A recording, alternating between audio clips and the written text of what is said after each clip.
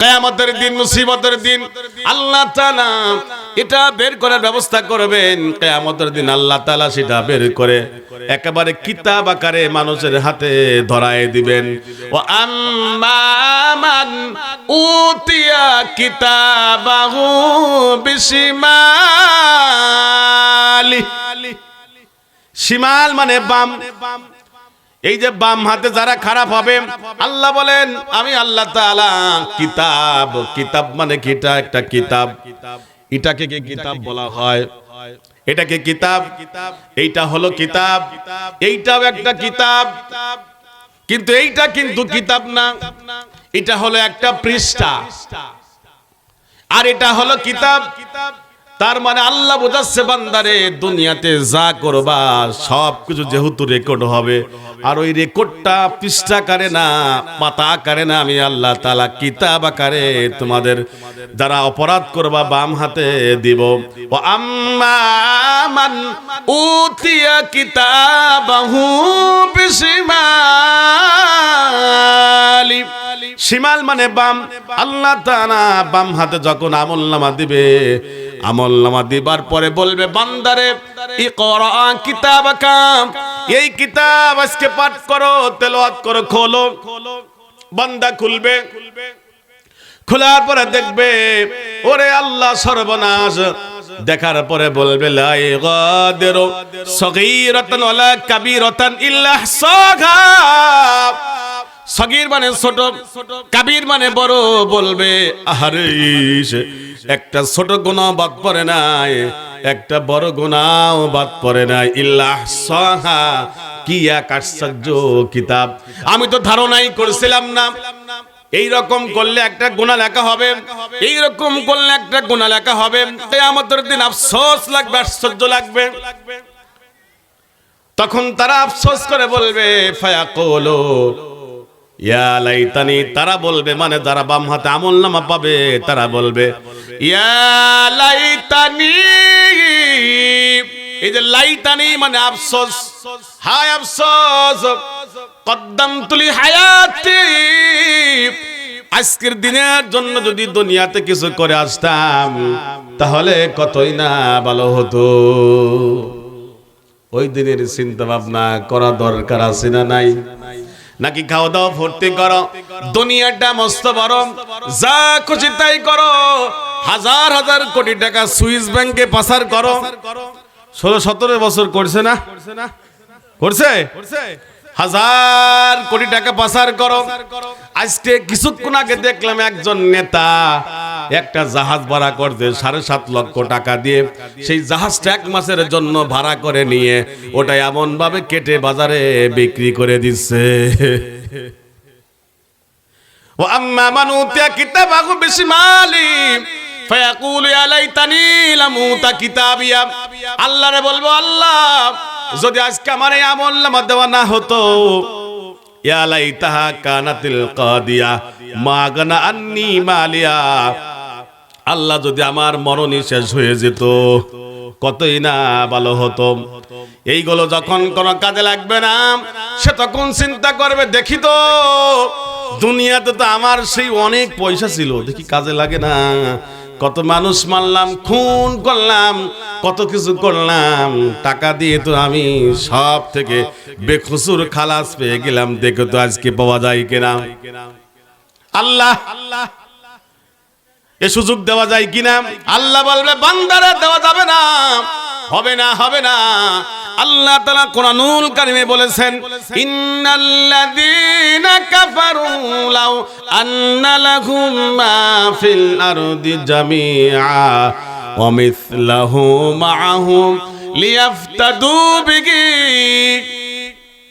লিয়াফতাদু বিহি মিন ইয়াউমিল কিয়ামাতি মা তুকব্বিলা মিনহুম। আল্লাহ তাআলাকে বলবো আল্লাহ এই আমার এক দুনিয়া আমার হাতে দিয়ে দাও। আল্লাহ তাআলা বান্দারে যদি এক দুনিয়া তোমার হাতে দিয়ে দেই তৎসহ, এই যে মিসলাহু মাহু, মিসলাহু মানে অনুরূপ, এক দুনিয়া এক হাতে দিলাম, আর এক দুনিয়া অনুরূপ আর এক দুনিয়া তোমার এক হাতে দিলাম। আল্লাহ বলে বান্দারে যদি এই দুই দুনিয়া কিয়ামতের ময়দানের এই ভয়াবহ আযাব থেকে বাঁচার জন্য আমারে দিয়ে দিতে চাও, আল্লাহ তাআলা তখন কোরআনুল কারীমের ভাষায় বলছেন, মা তুকব্বিলা মিনহুম, বান্দা তা গ্রহণ করা হবে না। তখন তিনি বলবেন আফসোস করে, মা গানা আন্নি মালি আহারিস, আমার সম্পদ আমার কাজে লাগলো না। ওই যে আল্লাহ বললেন আবু লাহাবকে, মা গানা আনহু মালুহু আমা কাসাব, আমার ধন সম্পদ, আমার সন্তান সুন্দরী কোনো কাজে লাগলো না। আবু লাহাব এটা বললো, আবার যারা অপরাধী হবে কিয়ামতের ময়দানে ওরা বলবে, মা গানা আন্নি মালিয়া, আমার কোনো ধন সম্পদ কাজে লাগলো না। সুইস ব্যাংকে 1000 কোটি টাকা পাচার করেছে, আজকে কি টাকাগুলো কাজে লাগছে? লাগার কোন সম্ভাবনা আছে? আছে কি? তো দুনিয়ায় যদি এরকম হয়, এরকম হওয়ার পিছনে কিছু কারণ আছে। আল্লাহ তাআলা কোরআনুল কারীমের মধ্যে বলছেন, ওয়ামান আরাদা আন যিকরি ফাইন্না লাহু মাঈশাতান দানকা ওয়া নাহশুরুহু ইয়াওমাল কিয়ামাতি আ'মা। আল্লাহ তাআলা বলে, বান্দা তারা আমার জিকির থেকে, জিকির মানে কোরআন, জিকির মানে কোরআন, ইন্না নাহনু নাযালনা যিকরা, এখানে আল্লাহ বলে নাই নাহনু নাযালনাল কোরআন, আমি কোরআন নাজিল করেছি তা বলে নাই। আল্লাহ বললেন আমি এই জিকির নাজিল করেছি। জিকির মানে আল্লাহ তাআলা কোরআনুল কারীমকে বুঝিয়েছেন। এখানে ওমান আরাদা আন যিকরি, যিকরি মানে কোরআন।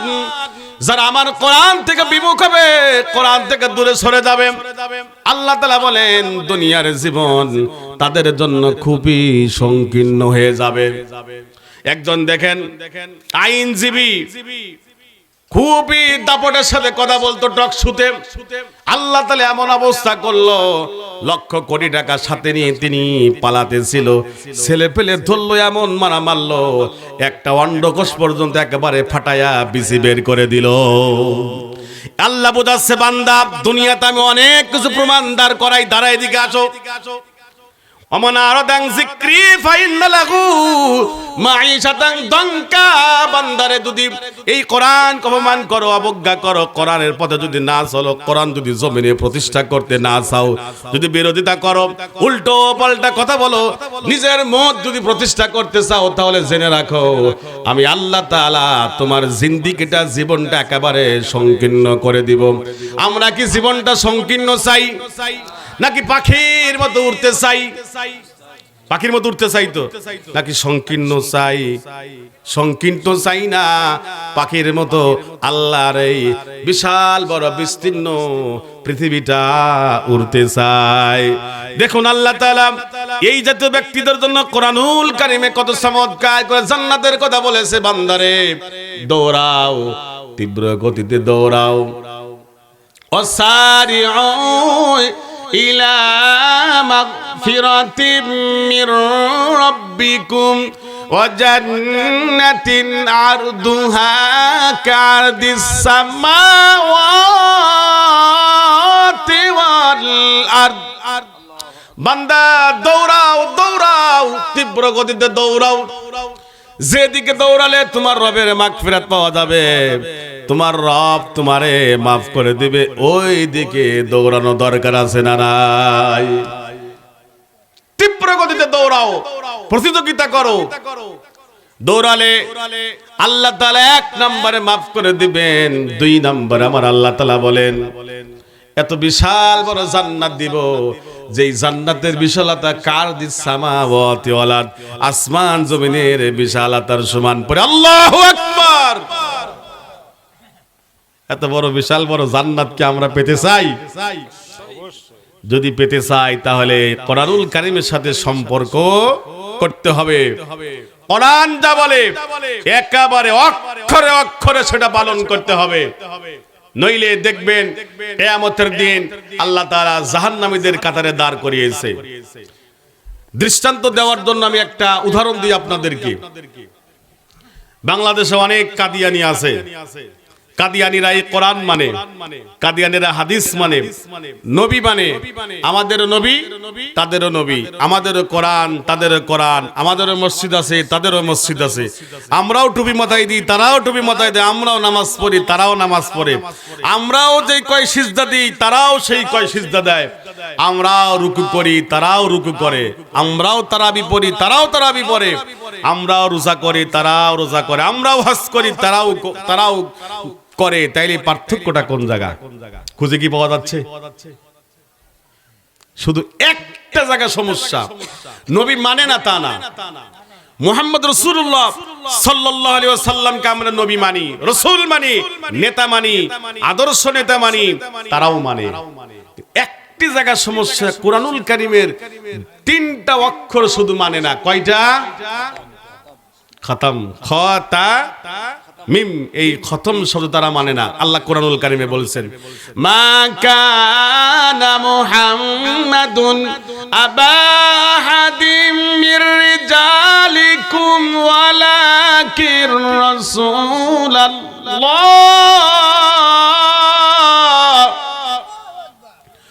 ওয়ালাকির রাসূলুল্লাহি ওয়া খাতামান নাবিয়্যিন। ও খাতাম, শেষ নবী তারা। নবীকে নবী মানে, কিন্তু শেষ নবী মানে না। এই না মানার কারণে পৃথিবীর সমস্ত আলেম ঐক্যমত যে কাদিয়ানীরা হলো কাফের। কোরআনুল কারীমের 1 পৃষ্ঠা মানে নাই এমন, 2 পৃষ্ঠা মানে নাই এমন, অর্ধেক মানেছে অর্ধেক মানে নাই এমন, এমন কিন্তু না। শুধু 3টা হরফ, 3টা অক্ষর, খতামিম, খতম। এই খতম মানে শেষ। বিশ্ব নবী, মায়ান নবী, দয়ান নবী, করুণার নবী, রাহমাতুল লিল আলামিন নবীকে নবী মানে, রাসূল মানে, কিন্তু শেষ নবী শেষ রাসূল মানে নাই। এজন্য তিনারা হলেন কাফের। অতএব বন্ধুরা আমার, এই কোরআনুল কারীম পুঙ্খানুপুঙ্খানুভাবে একেবারে আল্লামা সাইদি রাহিমাহুল্লাহ তিনি বলেছেন, সূরা ফাতিহা থেকে নাস বাকারে দিয়ে শুরু করা হয়েছে আর নাস দিয়ে শুরু করা হয়েছে। তিনি বাংলায় একটা উদাহরণ দিয়েছেন। আল্লাহ যেন বলেছেন বা আর সিন বাস, আমরা কই না বাস বাস, ঠিক আছে বাস বাস, তার মানে ওকে ওকে। আল্লাহ তাআলা যেন কোরআনুল কারীম নাজিল করে বলল বাসিন বাস, আর কিছু দরকার নাই। এই কোরআনুল কারীম একেবারে বা থেকে সিন পর্যন্ত এই বাসটা পুঙ্খানুপুঙ্খানু রূপে মানা দরকার আছে না নাই? বন্ধুরা আমার সাবধান, সেই কোরআনুল কারীমের 2 নম্বর সূরা সিরিয়ালের দিক দিয়ে সূরাটির নাম হলো বাকারা। বাকারা মানে গাবি। আচ্ছা, এই সূরার নাম গাবি হলো কিভাবে জানা দরকার আছে না? এই সূরাটি হলো মাদানী সূরা, মাক্কি মাদানী। মাক্কি সূরার কিছু বৈশিষ্ট্য আছে। মাক্কি সূরায় বেশিরভাগ আল্লাহ তাআলা তাওহীদ, রিসালাত, আখিরাতের কথা বলেছেন। খেয়াল করবেন, তাওহীদ, একত্ববাদ, আল্লাহ এক, আল্লাহ অদ্বিতীয়, আল্লাহর কোনো শরীক নাই, আল্লাহ লা শারীক, আল্লাহর কোনো অংশীদার নাই, লাম ইয়ালিদ ওয়া লাম ইউলাদ, আল্লাহ কাউকে জন্ম দেয়নি, কারো কাছ থেকে জন্ম নেয়নি। এই জাতীয় জিনিস আল্লাহ তাআলা মাক্কি সূরার মধ্যে নাজিল করেছেন। তার মানে ওই সময় মানুষেরা বেশি শিরক করত আল্লাহর সাথে। এমন কি পবিত্র কাবার মধ্যেও 360টি মূর্তি স্থাপন করেছিল। লাত, মানাত, উজ্জা, হবল, ইয়াগুস, ইয়াউক, নাসরা, এরকম। এমন কি ইব্রাহিম আলাইহিস সালামের মূর্তিও তারা দাঁড় করেছিল। তারা এর কাছে একটা চাইতো, এর কাছে আর একটা, এর কাছে আর এক জিনিস, এর কাছে আর এক জিনিস। দেখবেন আমাদের দেশে যে হিন্দু সম্প্রদায় আছে যারা ব্যবসা করে, এই ব্যবসায়ীদের দোকানে থাকে হলো একটা হাতির সুরের মতো একটা মূর্তি। এর নাম কি? গণেশ। গণেশের কাজ কি? গণেশের কাজ হলো রুজি রোজগারের ফায়সালা করে। নাউজুবিল্লাহ, আবার পরে নাউজুবিল্লাহ। রিজিকের মালিক কে? রিজিকের মালিক আমি রিজিকের আয়াত পাইলাম, আল্লাহ তাআলা কোরআনুল কারীমে চমৎকার করে রিজিকের ফায়সালা দিয়েছেন। কত চমৎকার করে আল্লাহ তাআলা বলেছেন, ওয়ামা মিন দাব্বাতিন ফিল আরদ ইল্লা আলাল্লাহি রিজকুহা। আল্লাহ তাআলা বলে, বান্দারে দুনিয়াতে এমন কোন বিচরণশীল প্রাণী নাই যেই প্রাণীর খাবারের দায়িত্ব আল্লাহ তাআলা তার কুদরতি হাতে নেয় নাই। পড়ি সুবহানাল্লাহ। ভাই গুগলে সার্চ দেন, দেখেন পৃথিবীতে কত লক্ষ প্রজাতি আছে, প্রাণী আছে, কত লক্ষ প্রজাতির প্রাণী আছে। এই যে প্রজাতির প্রাণী 89 লক্ষ প্রজাতি প্রাণী আছে। এত প্রাণীর দায়িত্ব আল্লাহ তাআলা নিজ হাতে নিছেন, তাদের খাবার খাওয়াবেন আল্লাহ তাআলা। দেখবেন পৃথিবীর মানুষেরা শিরিক করে, রিজিক চাই কার কাছে? গণেশের কাছে। কেউ মনে মনে চিন্তা করে অমক দরবারে গেলে ধনী হওয়া যাবে, রিজিকের ফয়সালা হয়ে যাবে। সে শিরিক করলো কোন জায়গা? ওই দরবারের দিকে খেয়াল করে। আচ্ছা, এই মাছ কোনদিন কি কোন জায়গা রিজিক চেয়েছেন? রিজিক চেয়েছেন কার কাছে? খাবারের দায়িত্ব কে নিছেন? তো আমি এই প্রজাতি দেখে আমি একটু গুগলে সার্চ দিলাম, দেখি সবচাইতে বড় প্রাণী কোনটা। দেখলাম সমুদ্রের নীল তিমি। এত বিশাল বিশাল দেহের অধিকারী, 1100, 1200, 1500 টন পর্যন্ত ওজন এক একটা তিমি মাছ। পরে আবার দেখলাম যে এরা প্রতিদিন কত খাবার খায়। প্রতিদিন তারা গড় 8.5 টন করে খাবার খায়। পরে আল্লাহু আকবার। 8 টন খাবারের যদি আজকে তাবারক বানাতেন, কি এই 70 গ্রামে নষ্ট হতো না? খায়া শেষ করতে পারতো? দিন রাত 24 ঘন্টা যদি মানুষ খাওয়া শুরু করে দেয়, সারা বন গ্রাম আশেপাশের যত গ্রাম আছে সব গ্রামের লোক আসলেও কিছু খাবার নষ্ট হয়ে যাবে। এমন 8.5 টন খাবার আল্লাহ তাআলা প্রতিদিন এই নীল তিমিকে খাওয়ায়। আল্লাহু আকবার। এইরকম লক্ষ লক্ষ তিমি। আপনি এখন বিজ্ঞানের যুক্ত, মানুষকে কথা বোঝানো, কথা দেখানো সহজ। দেখলাম এরা কতদিন বাজে, সর্বোচ্চ তারা 1500 বছর পর্যন্ত এক একটা তিমি মাছ বাঁচে। আল্লাহু আকবার। আপনি এখন হিসাব করেন 8 টন গণন 1 বছর কত খাবার খায়, ওই 1 বছর গণন 1500 বছর কত খাবার খায়। দেখবেন এই চাঁদপুরের যত মাটি আছে তাদের খাবার আর এই চাঁদপুরের মাটির ওজন এত নাই। ওয়ামা মিন দাব্বাতিন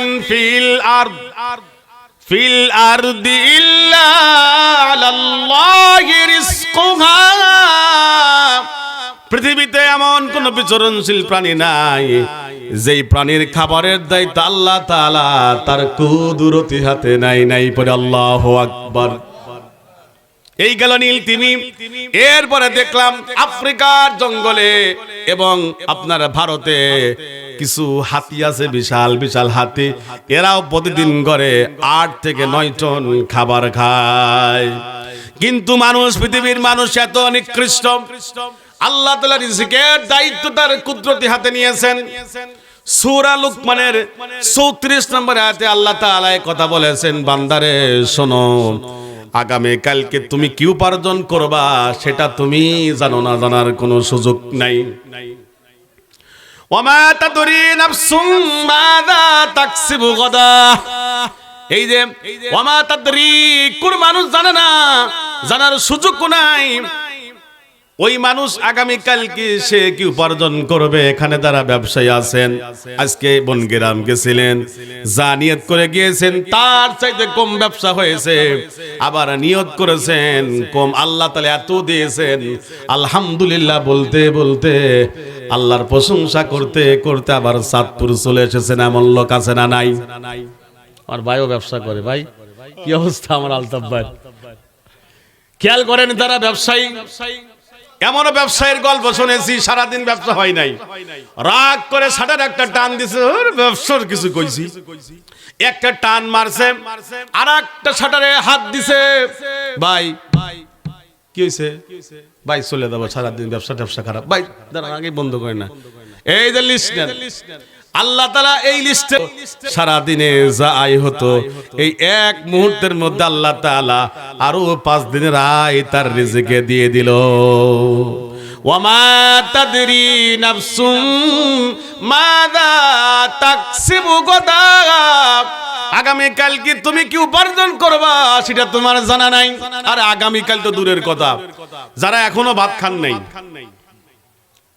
মনে করেন গোশত রান্না করেছে অথবা মাছ, এই মাছের টুকরা কোন টুকরা পড়বে, বিরানের মধ্যে গোশত হাড্ডি পড়বে, চামড়া পড়বে, নাকি আপনার কলিজা পড়বে, পা পড়বে, কোনটা পড়বে এটা কি কোনো মানুষ জানে? জানার কোনো সুযোগ আছে? সুযোগও নাই। এটার সরাসরি দায়িত্ব হলো আল্লাহ রাব্বুল আলামিনের। চিল্লায় বলেন আল্লাহু আকবার। বান্দা আল্লাহ কি জিনিস চিনল না? তো এই যে হিন্দু সম্প্রদায় যারা আছে তারা গণেশ রাখে কেন? তাদের ব্যবসায় বরকত দেয় হলো তিনি। এই কাজটা করবে যারা, তারাই হলো মুশরিক, শিরিক করবে আল্লাহর সাথে। তো মক্কার লোকেরা এই কাজগুলো বেশি করত। দেখবেন ওই সম্প্রদায়ের লোকেরা যখন দোকান খোলে, যেহেতু বনগ্রাম আছে তাই নেই, অনেক দেখা যায় দোকান খোলার পরে আগরবাতি ধরাবে, এরকম করে ক্যাশ বাক্সের মধ্যে, তার মানে খুব বিরক্তি শ্রদ্ধা করে, মনে করে এই আগরবাতি মনে হয় তার রিজিকের ফায়সালা করবে। আবার পানি ছিটাবে, মনে করে এই পানির মধ্যে কল্যাণ আছে। এটার মধ্যে কল্যাণ নাই, কল্যাণের মালিককে। আর একটু জোরে বলতে হবে, কল্যাণের মালিককে। আমরা ওদিকে না যাই, আমরা মূল আলোচনা থেকে দূরে সরে যাব না। তাইলে মাক্কি সূরার বৈশিষ্ট্য হলো আল্লাহ তাআলা এখানে তাওহীদের আলোচনা করেছেন। থাক, আমরা ওই পৃষ্ঠা উল্টাই দিলাম। আমরা সূরা বাকারার কয়েকটি আয়াত তেলাওয়াত করেছি। সূরা বাকারার নামকরণের কারণ হলো প্রত্যেকটি সূরারই এই সূরার ভিতরের পড়ার সাথে নামের মিল আছে। শুধু 2টা সূরার মিল নাই। কেউ বলতে পারবেন? বলেন। সূরা কাউসার, সূরা ইখলাস। কাউসারে মিল আছে, ইখলাসে মিল নাই। কুল হুয়াল্লাহু আহাদ আল্লাহুস সামাদ লাম ইয়ালিদ ওয়া লাম ইউলাদ ওয়া লাম ইয়াকুল লাহু কুফুয়ান আহাদ। আর হলো সূরা ফাতিহা। আলহামদুলিল্লাহি রাব্বিল আলামিন। এই দুটি সূরার নামের সাথে মিল নাই। অন্য যত সূরা আছে সকল সূরার ভিতরের পড়ার সাথে সূরার নামের মিল আছে। বারাত, সূরা তওবার এক নাম হলো বারাত, কিন্তু এই সূরার মূল নাম হলো তাওবা।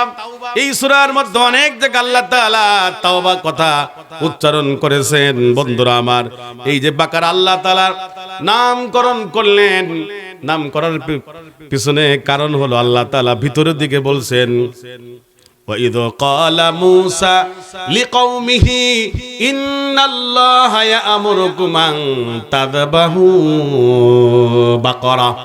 স্মরণ করো ওই সময়ের কথা যখন হযরত মূসা আলাইহিস সালাম তার সম্প্রদায়দেরকে বলল, আমার সম্প্রদায়রা একটা গাভী জবাহ করো।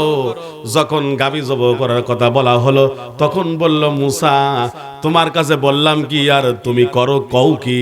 তুমি কি আমাদের সাথে আর কি মারো?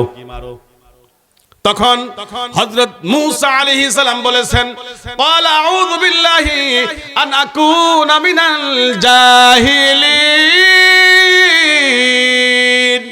জাহিল মানে মূর্খ।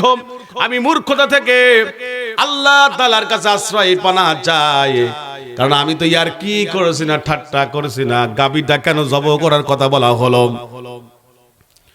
একজন ব্যক্তির খুব সম্পদ ছিল, অনেক সম্পদ, অঢেল সম্পদের মালিক। তার ছিল একটি সন্তান, কন্যা সন্তান। তার একটা ভাতিজা ছিল। ভাতিজার মনে মনে লোভ, আহারে যদি আমার চাচাতো বোনকে বিয়া করতে পারতাম, কতই না সম্পদের মালিক হতাম। স্বপ্ন দেখে, স্বপ্ন লালন করে ভিতরে, কিন্তু কোনো রাস্তা নেই। চাচাতো বোনকে বিয়ে করার জন্য যে যোগ্যতাগুলো দরকার, সে যোগ্যতাগুলো অর্জন করতে পারে নাই। একদিন চাচারে ফুসলাইয়া নিয়ে গেল, চাচা চলুন ওই যে অমুক গ্রামে ত্রাণ দিচ্ছে, আপনি গেলে আমারে কিছু ত্রাণ দিবে। এই কথা বলে চাচারে হত্যা করলো। এখন মনে করেন সেই বনগ্রাম থেকে ধরে নিয়ে এসে চাঁদপুরে ঢুকতে যেই রাস্তাটা, সেই রাস্তার সামনে মেরে থুয়ে গেল। এখন উনি বনগ্রামের মানুষ, দোল বাজারে চাঁদপুরের লোক হত্যা করে ধর সব একটা একটা করে বাদ দিয়ে জকরি বাজারে আসবে। চাঁদপুরের লোক সব চলে গেল বনগ্রাম। চেয়ারম্যান সাহেবকে সাথে নিল, আপনি আমার ইউনিয়নের চেয়ারম্যান, চলেন বিচারটা করে দেন। সত্যি আমরা কেউ হত্যা করি না, খেয়াল করেন সিসি ক্যামেরাগুলো পরীক্ষা নিরীক্ষা করেন। ডিবি আসলো, পরীক্ষা নিরীক্ষা করলো, ইনভেস্টিগেশন করলো, করার পরে দেখলো না এরা তো হত্যা করে নাই। কিন্তু ওই সময় তো সিসিটিভির ফুটেজ ছিল কি ছিল না। এরকম যখন হট্টগোল লেগে গেল, বনগ্রামের ছাত্রীরা উদাহরণ দিচ্ছে, দৃষ্টান্ত, আবার আপনারা ভুল ধরেন না। এই দুই গ্রামের যখন দণ্ড লেগে গেল, তখন সবাই চলে গেল, আরে আমরা কেন সমস্যা সৃষ্টি করছি, আমাদের মধ্যে নবী মুসা আছে, আমরা নবী মুসা আলাইহিস সালামের কাছে গেলেই তো একটা আল্লাহ তাআলা ফয়সালা করে দেন। সবাই চলে গেল মুসা আলাইহিস সালামের কাছে।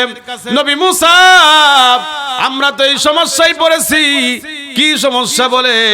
ওই যে একজন হত্যা করেছে, সেই হত্যার দায় আমাদের উপর চাপানো হয়েছে, আপনি একটা ফয়সালা করে দেন। তখন হযরত মুসা আলাইহিস সালাম বলে দিলেন, তোমরা গিয়ে একটা গাবি জবাই করো। কই কি আমরা চাই বিচার, আর সে বলে যে গাবি জবাই করো। গাবির সাথে সম্পর্কটা কি? এই জন্য আল্লাহ তাআলা আমাদেরকে স্মরণ করার জন্য ক্বালা মূসা, স্মরণ করো ওই সময়ের কথা যখন মূসা আলাইহিস সালাম তার সম্প্রদায়দেরকে বলছিল একটা গাবি জবাই করো। এই গাবি জবাই করো, গাবি জবাই করার পরে সেটা তোমরা সুন্দর করে পরিষ্কার পরিচ্ছন্ন করো। ওরা গাবি জবাই করার মূসা আলাইহিস সালামকে বিভিন্ন ভাবে দোষারোপ করে। তখন কয় যে নবী মুসা, আমরা কেমন গাবি জবাই করব, সাদা কালা নাকি দলা নাকি ইত্যাদি ইত্যাদি, এটা কি মাদি হবে, এটা কি বহন হবে, এরে হবে, কত বছর বয়স হবে। এই সূরাগুলো আপনারা পড়ে দেখবেন, এই আয়াতগুলো পড়ে দেখবেন, এখানে সুন্দর একেবারে চমৎকার সুন্দর কাহিনী আছে। সেটা কি শেষ করলে চলবে, নাঙল জুঙাল দিলে কি চলবে নাকি চলবে না, সমস্ত বর্ণনা তারা যখন চাইলো। দেখেন, প্রথমেই যদি তারা এই গাবিটা জবাই করে দিত, এত প্রশ্ন সম্মুখীন মুসা আলাইহিস সালামকে না করতো, তাহলে এই বিপদ তাদের সামনে আসতো না। কেমন গাবি? কুরআনুল কারীমের ভাষা আল্লাহ তাআলা বলে দিলেন, খুবই চমৎকার চকচকে ঝকঝকে চেহারা। কুরবানি কেনার সময় মানুষ কিন্তু চেহারা দেখে, সুন্দর লেগেছে, সেটা কালো হোক, সাদা হোক, লাল হোক, যে রঙেরই হোক, দেখবেন এই মানুষের চক্ষুটা আকৃষ্ট করে ফেলে। এইরকম রং দেখে আল্লাহ তাআলা জবাই করার কথা বললেন, তাও জবাই করে না। আরো কিছু তার গুণ শুনতে চাই। গুণ শুনতে শুনতে এমন অবস্থা হলো, সারা দুনিয়ায় ওই রকম গাবি আর পাওয়া যায় না। ওরা হন্য হয়ে কোথা শুরু করলো, আর এদিকে তো মারামারি আছেই। আজ ওর দরে, কাল ওর দলে, পরশু দিন ওরে দরে, ওরে ছাড়ায়, ওরে দরে, ওরে মারে, কি এক অবস্থা। এখন তো ফাইসালা করাই লাগবে, ফাইসালা তো করাই লাগবে। তখন তারা এই গরুটা খোঁজা শুরু করে দিল। খুঁজতে খুঁজতে খুঁজতে খুঁজতে একজন বালকের কাছে পাওয়া গেল। বালককে দাম বলল, বালক, আল্লাহ তাআলা ওই বালকের কাছে আবার ফেরেশতা পাঠাইছে, এই 300 টাকাই দিবা, 300 স্বর্ণ মুদ্রাই দিবা। কয় না, আমার আম্মা বলেছে 150 দিরহামে বেচতে। আমি দেখে আমার মায়ের কাছে শুনে আসি। আল্লাহ তাআলা আর এক ফেরেশতা পাঠায়, এই 600 দিরহামে। তো কয় না, আমার মা 400 দিরহামে বেচতে বলছে। এমন অবস্থা হলো, দেখা গেল শেষ পর্যন্ত এই গাবিটা তারা কিনলো। শর্ত হলো এই গাবিটার চামড়াটা খুলবে, খোলার পরে ওই চামড়া ভর্তি স্বর্ণ মুদ্রা দিবা। যদি দাও তাহলে এই গাবিটা তোমাদেরকে দেওয়া হবে। দেখছেন, বেশি প্রশ্ন করলে এই সমস্যার সম্মুখীন কিন্তু হওয়া লাগবে। আমাদের দেশে এরকম কিছু মানুষ আছে, হুজুর কি আপনি তো ওয়াজ করছেন এই কাগজটা যদি পানিতে পড়ে কুমির হবে, আর যদি উপরে পড়ে বাঘ হবে। হুজুর অর্ধেক পানিতে, অর্ধেক হলো উপরে, কি হবে? ওইখানে নোয়াখালী লোক আছে, ওয়াজ করা যাবে না। এই যে অবস্থা, এরকম প্রশ্ন করা যাবে না। বন্ধুরা আমার, অবশেষে এই গরুটা পাওয়া গেল, তারপরে জবাই করলো। ওই গরুর একটা পানি অথবা সিনা নিয়ে ওই যে মৃত ব্যক্তির শরীরে যখন আঘাত করা হলো, সাথে সাথে মৃত ব্যক্তি দাঁড়িয়ে গেল তার হত্যাকারীর নাম বলে, আবার মৃত্যুর কোলে ডলে গেল। এই ঘটনার প্রেক্ষাপটকে কেন্দ্র করে যেহেতু চমৎকার একটি গাভীর কথা আমি বললাম খুব সহজে তাড়াতাড়ি, কারণ সময়ের দিকেও তো খেয়াল করা লাগছে, তাই না? আমি সংক্ষেপে বললাম, 9টা 12 বাজে। লম্বা চড়া ঘটনা আপনারা পড়বেন। আলতাফ ভাই কি মনে আছে? সম্ভবত 67 আয়াত থেকে 9 নম্বর পৃষ্ঠা। হ্যাঁ যে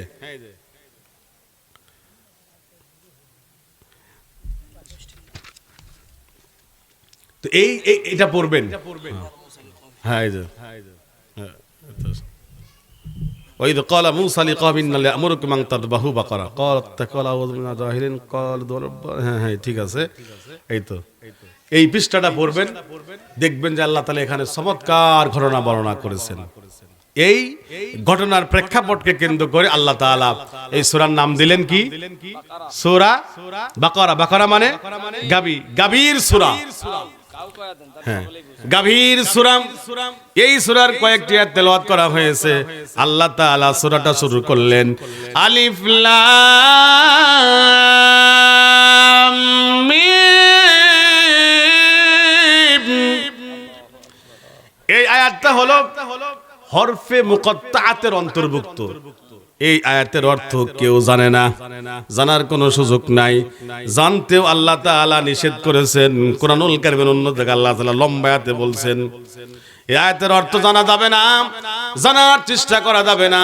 কুরআনুল কারীমের 29টা সূরার শুরুতে আল্লাহ তাআলা এই জাতীয় আয়াত দিয়ে শুরু করেছেন। দেখবেন আছে ইয়াসিন হামিম আইন সিন কাফ।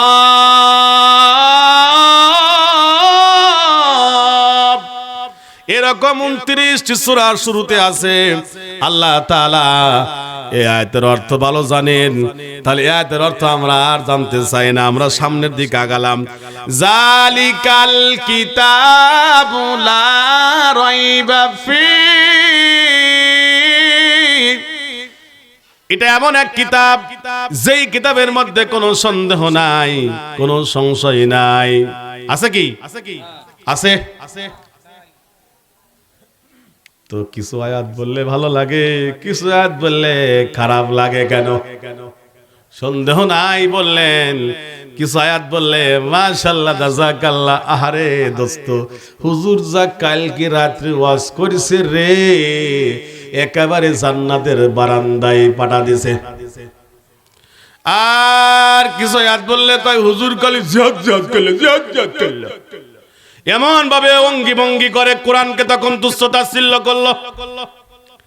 তাহলে আপনি বললেন জালিকাল কিতাব লা রাইবা ফি, এর মধ্যে কোনো সন্দেহ নাই, সংশয় নাই। আপনি কেন বললেন জিহাদ জিহাদ করে খালি পাইতে জিহাদ? তুচ্ছ তাচ্ছিল্য করে কথা বলে। নামাজ যেমন ফরজ, রোজা যেমন ফরজ, জিহাদই তেমন ফরজ। নামাজ পড়লে জীবনের গুনাহ মাফ করবেন, রোজা থাকলে আল্লাহ জীবনের গুনাহ মাফ করবেন, যাকাত দিলে জীবনের গুনাহ মাফ করবেন। পাশাপাশি আল্লাহ তাআলা বলেছেন আল্লাহর জমিনে আল্লাহর যদি দিন প্রতিষ্ঠা করতে চাও, আমি আল্লাহ তাআলা তোমাদের জীবনের সব গুনাহগুলো মাফ করে দেব। তুনজিকুম মিন আযাবিন আলীম,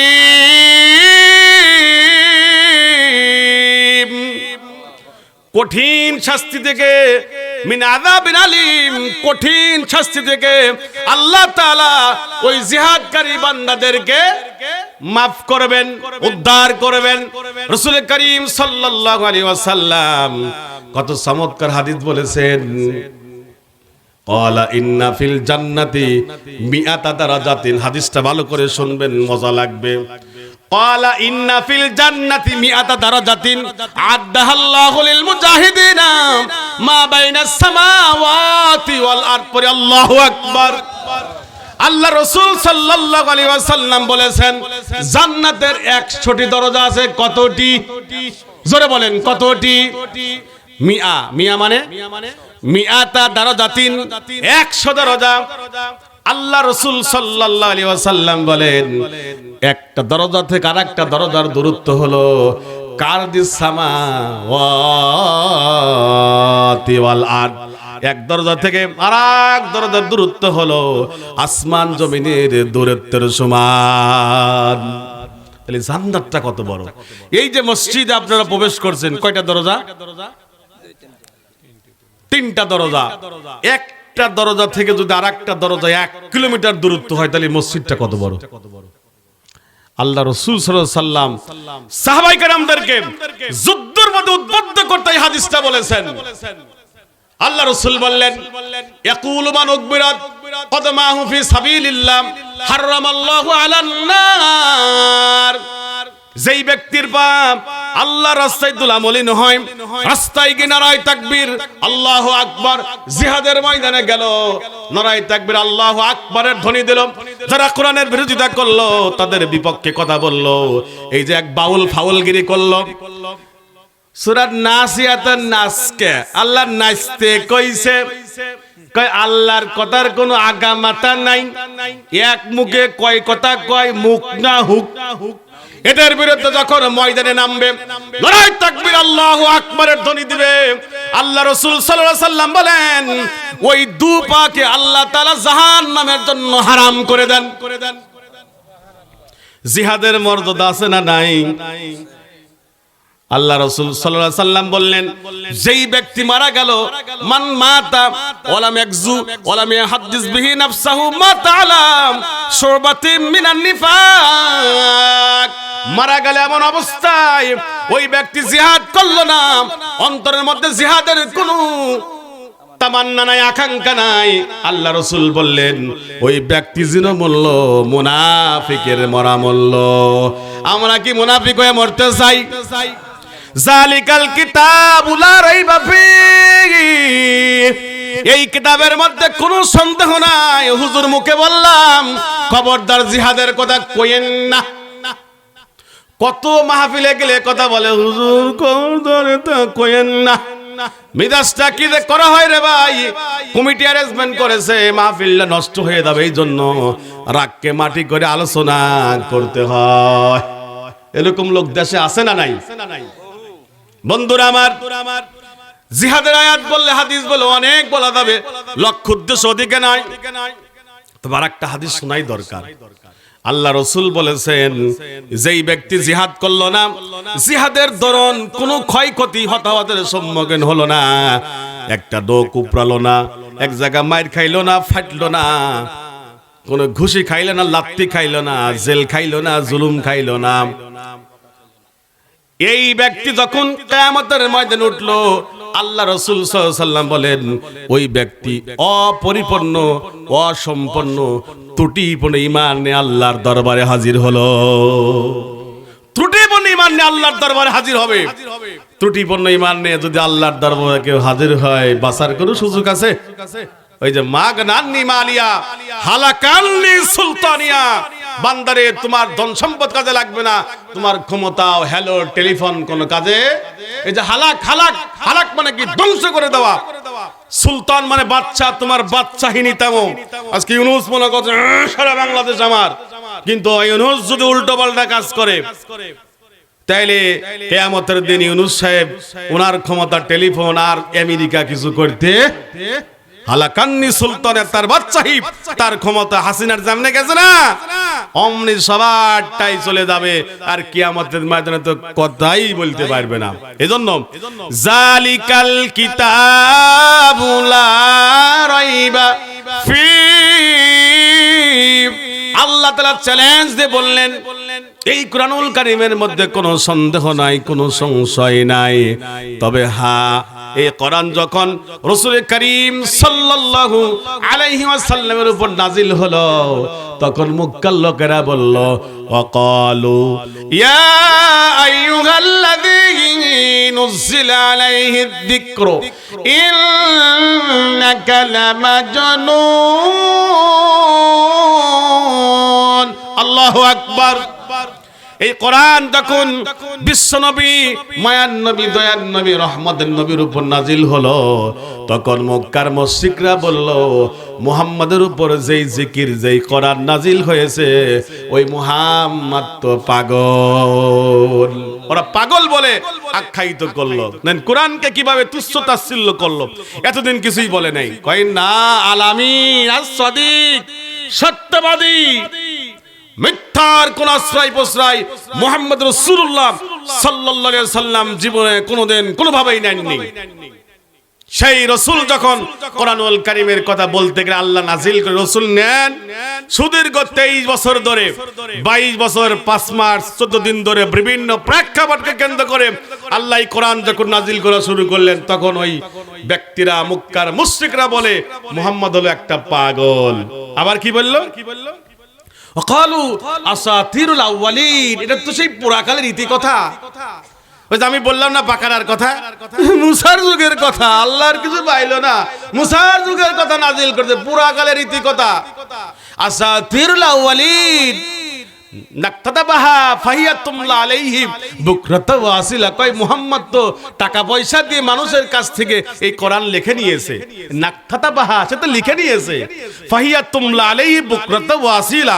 কয় এই কোরআন এই জন্য তার উপর সকাল সন্ধ্যায় তেলাওয়াত করা হয়, পাঠ করা হয়।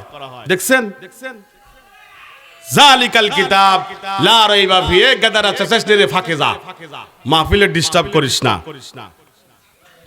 বন্ধুরা আমার, এই কোরআনুল কারীম যখন নাজিল হওয়া শুরু হলো, মক্কার মুশরিকদের দ্বারা ওরা সন্দেহ করা ধরল। আল্লাহ তাআলা চ্যালেঞ্জ করে বললেন, আম ইয়াকুলুনা ইফতারাহু কুল ফাতু বিআশরি সুওয়ারিন মিছলিহি মুফতারায়াতিন ওয়াদউ মান ইসতাতা'তুম মিন দুনিল্লাহ। আল্লাহু আকবার। এই কোরআন যখন নাজিল হওয়া শুরু হলো, তখন ওরা সন্দেহ করা শুরু করে দিল। আল্লাহ তাআলা চ্যালেঞ্জ করলেন, তোমরা যদি মনে করো এই কোরআন আমার নবী মুহাম্মদ রাসূলুল্লাহ সাল্লাল্লাহু আলাইহি সাল্লাম কোরআন বানিয়েছেন, তৈরি করেছেন, তাহলে তোমরাও কোরআনুল কারীমের সূরার মতো 10টি সূরা বানাও। বিআশরি, আসরা মানে 10 না, বিআশরি সুওয়ারিম মিছলিহি। মিসাল, মিছলিহি মানে অনুরূপ, মিসাল মানে দৃষ্টান্ত কোন কোন জায়গা, এখানে মিছলিহি মানে অনুরূপ, সেম সেম। ভাই ইংলিশ কয় সেম সেম, মিছলিহি অনুরূপ 10টি সূরা বানাও। শুহাদাকুম মিন দুনিল্লাহ, আল্লাহ ছাড়া যত শুহাদা আছে, বন্ধু আছে, দোস্ত আছে, সাহায্যকারী আছে, সবাইকে ডেকে নাও। আল্লাহ দেখলো 10টা পারবে না। তখন আল্লাহ বললেন, ওয়া ইন কুনতুম ফি রাইবিম মিন মিছলিহি, অনুরূপ একটি সূরার মত অনুরূপ একটি সূরা বানাও। আল্লাহ দেখলো মানুষ, শুধু মানুষ পারবে না, কখনো কোনোভাবেই সম্ভব না। তখন আল্লাহ তাআলা আবার চ্যালেঞ্জ দিলেন, উল্লাইনিস তামাতিল ইনসু ওয়াল জিন্ন। আয়াতের দিকে খেয়াল করেন, দেখেন, উল্লাইনিজ তামাতিল ইনসু ওয়াল জিন্ন আলা আইয়াতু বিমিছলি হাদাল কুরআন।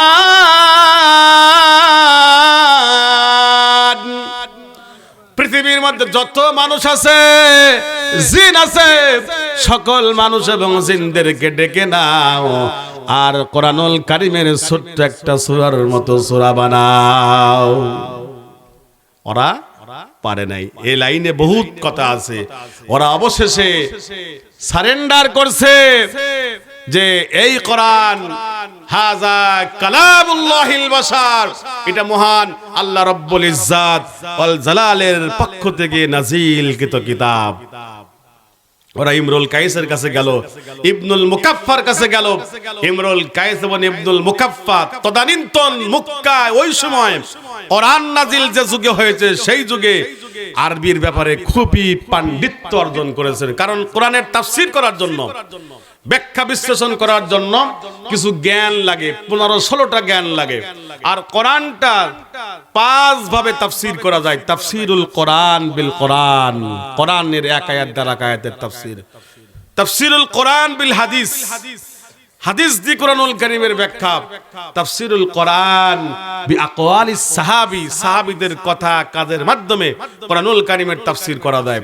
তাফসীরুল কোরআন বিআকওয়ালিত তাবী, তাবীদের কথা কাজ দিয়ে কোরআনুল কারীমের তাফসীর করা যায়। তাফসীরুল কোরআন বিল লুগাতিল আরাবিয়্যা, আরবির ব্যাপারে যদি পাণ্ডিত্য অর্জন করা যায় তাহলে কোরআনুল কারীমটা তাফসীর করা খুবই সহজ হয়। তো ইমরুল কায়েস, ইবনুল মুকাফফা এই আরবির ব্যাপারে খুবই পাণ্ডিত্য অর্জন করেছেন। যেমন দেখুন, আমাদের দেশে একই জিনিস বিভিন্ন নাম, কোন দেশে কয় আহা, কোন দেশে কয় সুলিয়ে, আছে না?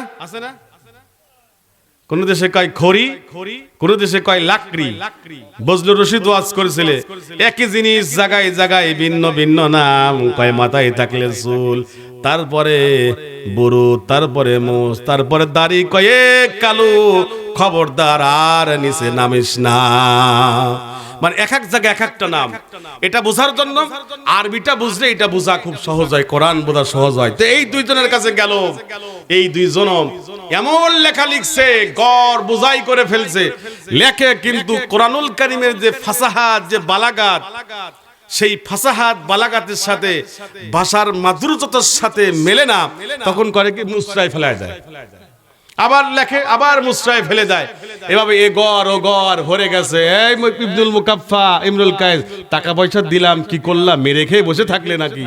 কয় না না না, এই কালাম এমন এক কালাম, যেই কালাম আল্লাহ রাব্বুল আমিনের পক্ষ থেকে নাযিলকৃত। অতএব ওই কালামের সাথে টক্কর দেওয়া ইমরুল কায়েস ইবনুল মুকাফফার পক্ষে সম্ভব। এটা হলো সেই কিতাব, জালিকাল কিতাব লা রাইবা ফি, এর মধ্যে কোনো সন্দেহ নাই, সংশয় নাই। এটা কেন এসেছে তাহলে? হুদাল্লিল মুত্তাকিন, যারা মুত্তাকি তাদেরকে হিদায়াত দেওয়ার জন্য আল্লাহ তাআলা কোরআন নাজিল করেছেন। তাহলে কোরআনুল কারীমের কাছে আসলে কি পাওয়া যাবে? হিদায়াত পাওয়া যাবে। কি পাওয়া যাবে? এজন্য আমরা প্রত্যেক নামাজে পড়ি, ইহদিনাস সিরাতাল মুস্তাকিম।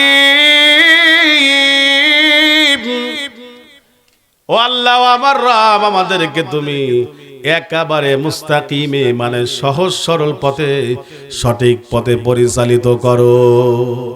যারা মুত্তাকি, মুত্তাকি শব্দের অর্থ হলো পরহেজগার, পরহেজ করা। পরহেজ মানে কি? আপনার গায়ে একটা পোকা লাগার চেষ্টা করছে, এরকম করি না, এই যে পোকা থেকে আপনি নিজেকে বাঁচালেন, তার মানে নিজেকে পরহেজ করলেন। তার মানে দুনিয়ার মধ্যে কত সুদ আছে, ঘুষ আছে, আছে না নাই? অন্যায় আছে, জুলুম আছে না নাই? এগুলো থেকে যারা মুত্তাকি তারা পরহেজ করে, বাঁচার চেষ্টা করে। বোঝা গেল? হুদাল্লিল মুত্তাকিন, এটা পথ দেখাবে যারা মুত্তাকি, পরহেজগার, পরহেজ করার চেষ্টা করে। আমার আল্লাহ তাআলা তাদেরকে পথ দেখাবেন। তবে পথ দেখানোর মালিক একমাত্র আল্লাহ, অন্য কেউ কারো পথ দেখাতে পারে না। পারে কি? ওই যে একটা কথা আছে, ওরা গান গায় যে কলব বদলাই দে রে বাবা, কলব বদলাইয়া দে, আছে না? কয় বাবা যদি একবার কলবে নেক নজর দেয় রে বাবা, বাবা কলবের দিকে নজর দিলে তোমার কলব পরিবর্তন হবে না। এটা সুযোগ আল্লাহ তাআলা রাখে নাই। যদি রাখতেন, হযরত ইব্রাহিম আলাইহিস সালামের পিতা জাহান্নামী হতো না। রাসূল সাল্লাল্লাহু আলাইহি সাল্লামের চাচা আবু তালেব ওই মানসারা মরণ হইতো না। এই ব্যাপারে একটা হাদিস এসেছে ইব্রাহিম আলাইহিস সালামের পিতার ব্যাপারে। আল্লাহর কাছে ইব্রাহিম আলাইহিস সালাম অনেক কিছু চেয়েছেন, কিন্তু একটা দোয়া রেখে দিয়েছিলেন। হাদিসের মধ্যে এসেছে কিয়ামতের দিন হযরত ইব্রাহিম আলাইহিস সালামের সাথে তার পিতার দেখা হবে। যখন দেখা হবে দেখবে পিতার চেহারা একবারে কালিমায় আচ্ছন্ন। ইস, কি যে এক অবস্থা! একজনে এক মরুভূমির মধ্যে মনে করে ফেলে গুড়িয়ে লাইতে পিটে রক্ত জখম করলে যেমন দেখা যায়, এরকম অবস্থা। ইব্রাহিম আলাইহিস সালাম খুব কষ্ট পেয়ে আল্লাহ, ও আল্লাহ, একটা দোয়া রেখে দিয়েছিলাম, ও আল্লাহ আমার পিতারে একটু মাফ করা যায় কিনা। আল্লাহ কয়, নবী, মাফের দরজা তোমার আল্লাহ তাআলা বন্ধ করে দিয়েছেন। নবী নিচের দিকে তাকাও। ইব্রাহিম আলাইহিস সালামের আব্বার চেহারা আর দেখা যায় না। নিচের দিকে তাকাও, এখন দেখে ইব্রাহিম আলাইহিস সালামের আব্বার চেহারার কিছু পরিবর্তন হয়ে গেছে। শুকুরের চেহারার মতো চেহারা হয়েছে, সারা শরীরে রক্ত মাখা, হাত পা বাঁধা, সারা শরীরে রক্ত মাখা, হাত পা বাঁধা।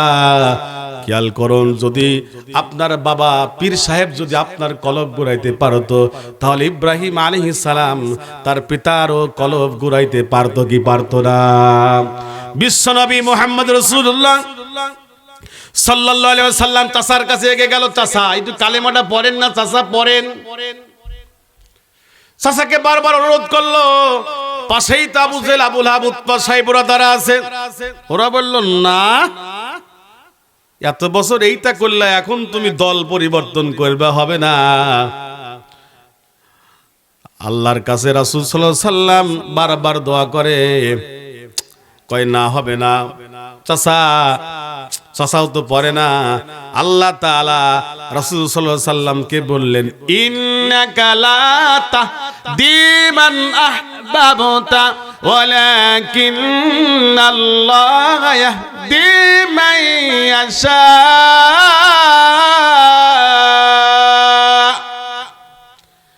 হে রাসূল, এই যে খেয়াল করুন, আহবাবতা, যদি আপনার মুহাব্বতের লোক হয় তারপর আপনি তাকে হিদায়াত দিতে পারবেন না।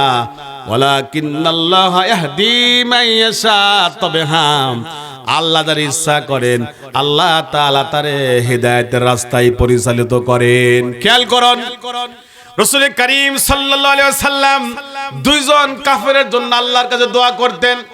একজন হলো আবু জেহেল, আর একজন হলো হযরত ওমর। আল্লাহ তাআলা হযরত ওমরকে কবুল করেছেন, আবু জেহেলকে কবুল করে নাই। অতএব আল্লাহ তাআলা হিদায়াতের মালিক। এজন্য আল্লাহ বলল, বান্দারে, এই কোরআন নাযিল করেছি হুদাল লিল মুত্তাকিন, যারা পরহেজ করবে, পরহেজ করার চেষ্টা করবে, আমি আল্লাহ তাআলা তাদেরকে হিদায়াত দান করি। আমরা কি হিদায়াত পেতে চাই? হিদায়াত পেতে চাইলে কোরআনুল কারীমের কাছে আসতে হবে। পারবো তো ইনশাআল্লাহ? পারবো ইনশাআল্লাহ? পারবো? কোরআনুল কারীমের কাছে আসতে পারবো? হুজুর সব মানবো, কিন্তু ওইটা মানবো না। আফাতুমিনুনা বিবাদিল কিতাব ওয়া তাকফুরুনা বিবাদ। কোরআনুল কারীমের কিছু অংশ মানবা আর কিছু অংশ মানবা না, আল্লাহ বলে তা হবে না। এরপরের আয়াত, আল্লাযীনা, হিদায়াতের রাস্তায় কারা আছে আল্লাহ এরপরের আয়াতে বলতেছেন, আল্লাযীনা ইউমিনুনা বিল গায়বি ওয়া ইউকিমুনাস সালাতা ওয়া মিম্মা রাযাকনাহুম ইউনফিকুন।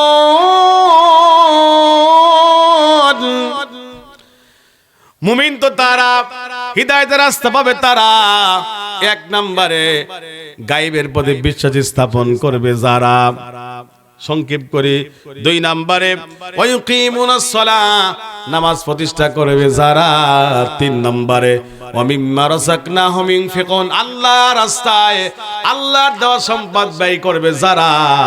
আল্লাহ তাআলা বলেন মুমিন হলো তারা, হিদায়াত পাবে হলো তারা।